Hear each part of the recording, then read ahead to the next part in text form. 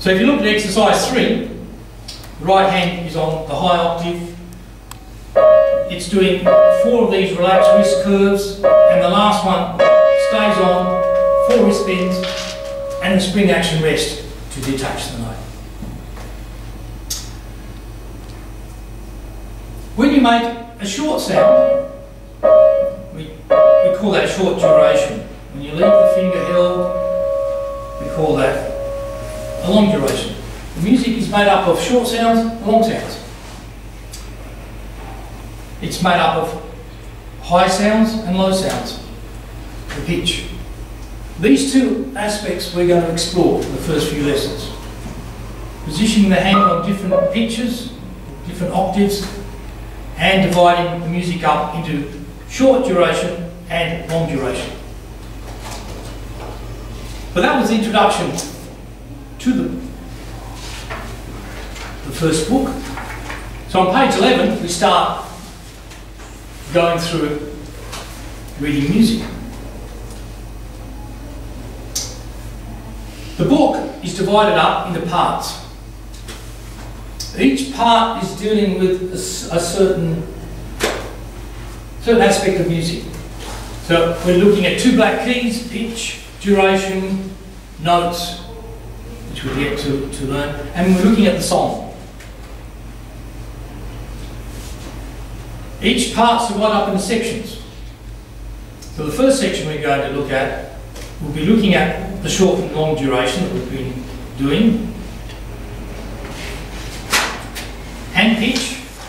And pitch basically is positioning the hands on the different octaves. So we look at this first song on page 13, It's a Sunny Day. The right hand is on the high octave, the left hand is on the low octave, as we've just been doing. But now, instead of playing the 2 fingers together, we're going to isolate just 1 finger at a time. So we've got the second finger playing, then the third finger. So the second finger does the short duration, the relaxed wrist curve. And the third finger stays on as it does the longer duration with the wrist bending and the spring action rest at the end of it. Stays on the third finger and comes back to the second finger. The longer and the rest at the end. Then the left hand does the same thing. Wrist bending, detach.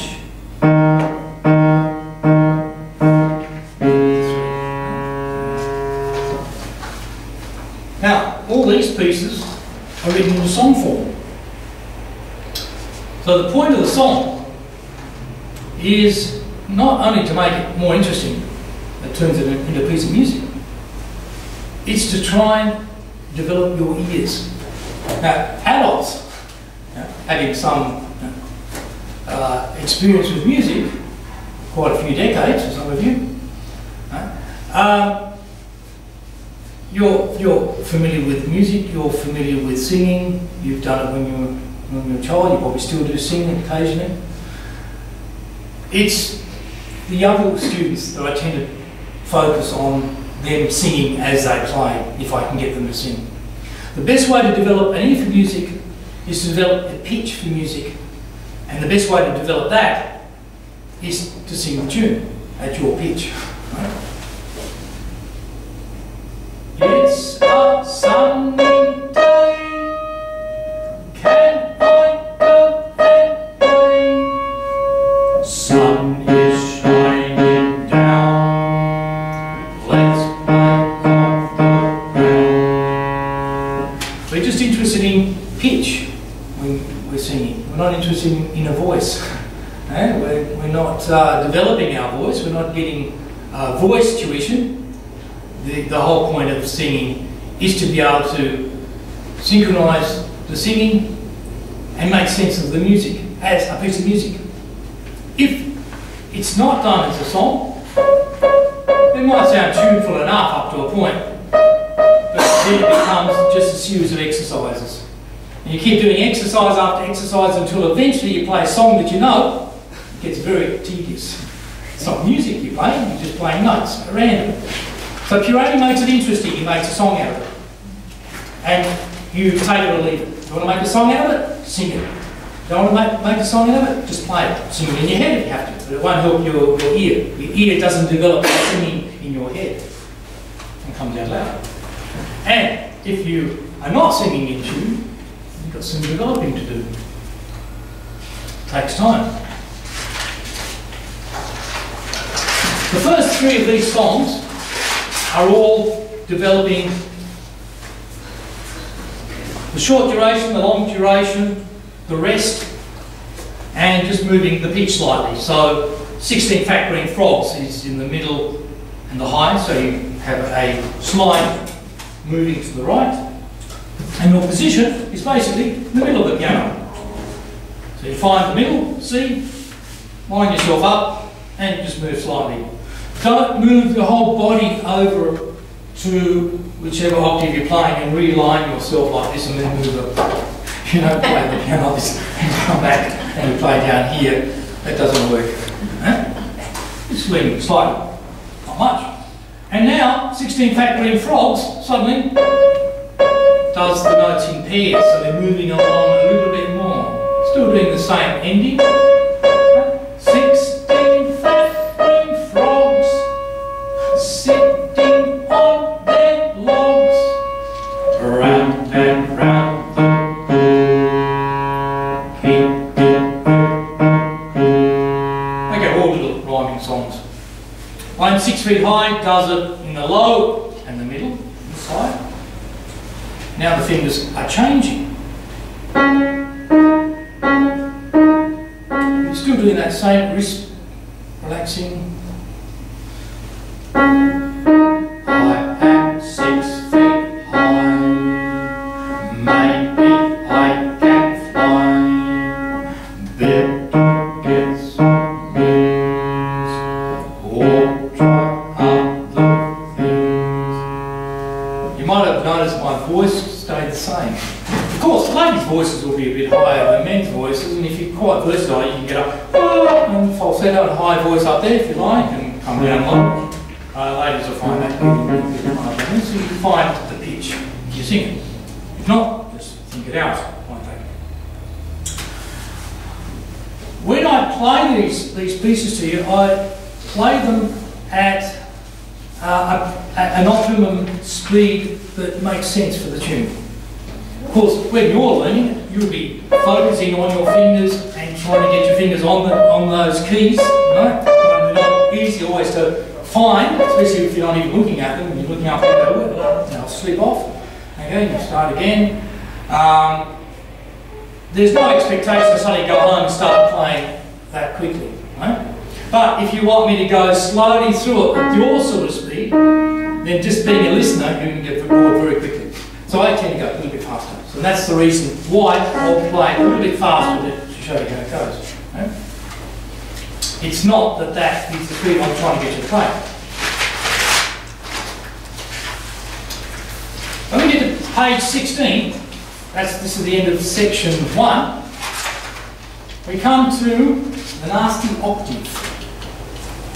Two fingers are going to play together. We're in the high and the lower octave, and the second finger on the right hand and the third finger on the left hand will come together.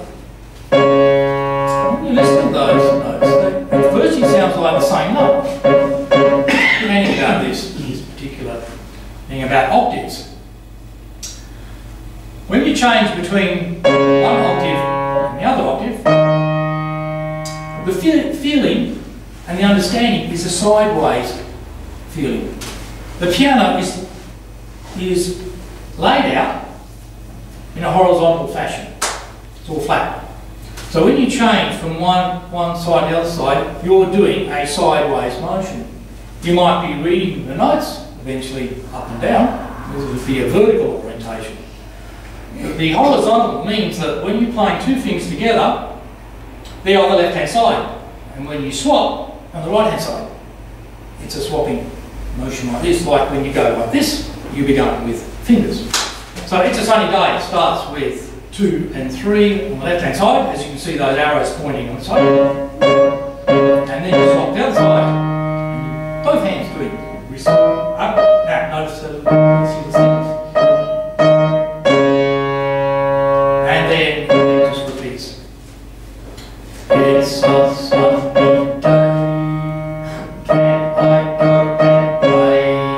The sun is shining down. Let's go on the ground.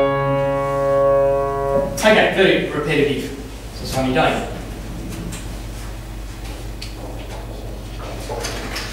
So that is section 1. It just worked on pitch, octaves. It worked on playing the keys with a relaxed wrist curve to make the sound. We refer to this as a short duration. The finger stayed on with this wrist bending to make it longer. We don't know why we're doing it, we're just doing it. Right? I haven't explained why, but you don't need to know why, because we don't have enough knowledge around what we're doing. I haven't explained it, in other words. It's coming. We go to section 2. We're looking now at what is a note. A note, essentially, is a symbol that represents a musical sound. We know what symbols are, because we meet them every day. As soon as we look at these symbols, it doesn't take very long before we see that and it comes out as an A, depending on what the word is when we're saying it in its context. And we know, that is an A sound. And that's a T sound. We know that. Don't know how we came to it. It's too long ago, but we know what sounds are on the printed page. Notes are the same. It's a symbol represents a musical sound. Some sounds are longer than others. And this one, and that's what we'll learn. We have a hierarchy of sounds, musical sounds or notes. They all start with an oval shape that has attachments. Stems coming down. This oval shape gets coloured in, it's called the note head. And then we have small little attachments like this that just keep attaching themselves continuously to this note, down to 4 attachments. And if you've seen music, these little tails get joined together. We don't need to know that. We're going to be concentrating, believe it or not, 2 notes. We start off with the crotchet.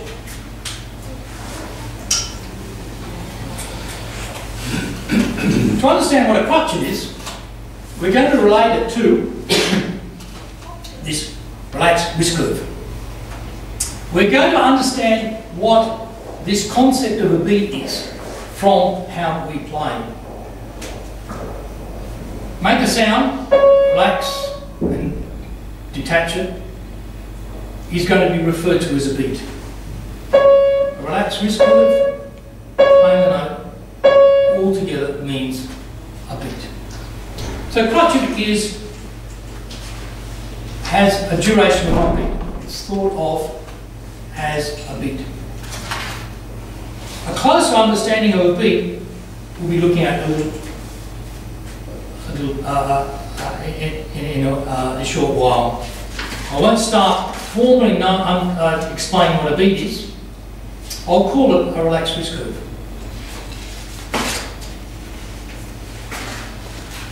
The section down the bottom that's talking about the dynamic term piano,